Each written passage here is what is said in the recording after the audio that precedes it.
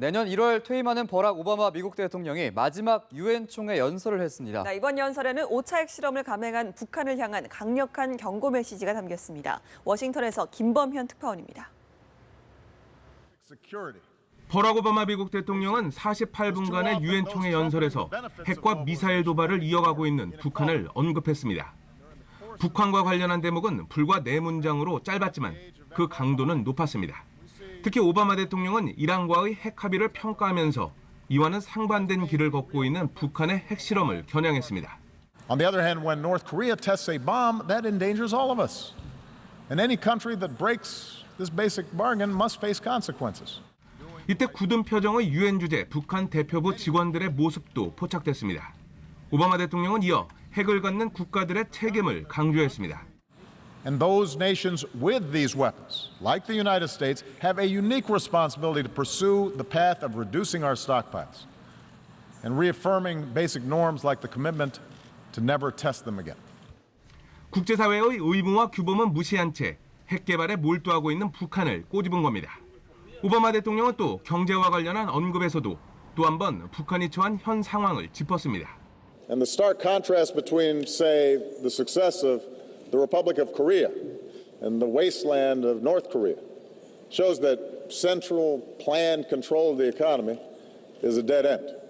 오바마 대통령의 마지막 유엔 총회 연설을 통해 북한을 들어 다시 한번 핵 확산 방지 노력을 강조했다고 할 수 있습니다. 워싱턴에서 연합뉴스TV 김범현입니다. 미국 괌 기지에 배치된 미국의 전략 폭격기 B-1B 2대가 오늘 한반도 상공에 출동합니다. 이는 지난 13일에 B-1B 2대가 오산 공군기지 상공에 전개된 지 8일 만입니다.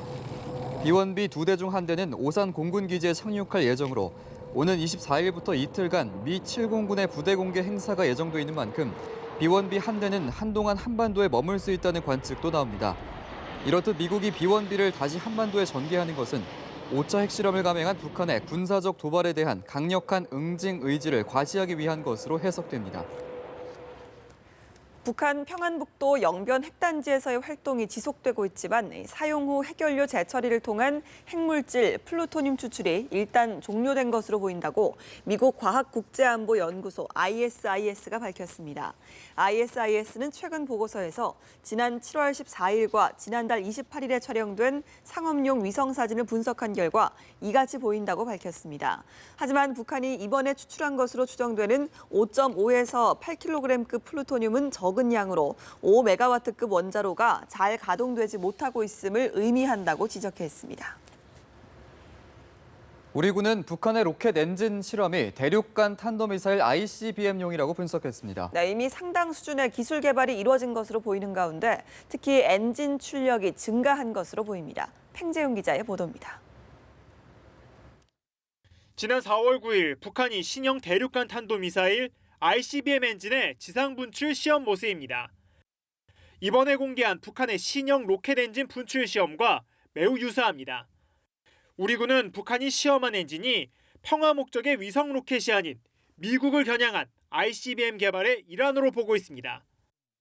저희가 판단하고 있는 것은 북한이 장거리 미사일에 사용될 수 있는 고추력의 신형 엔진 성능 시험을 한 것으로 평가하고 있습니다.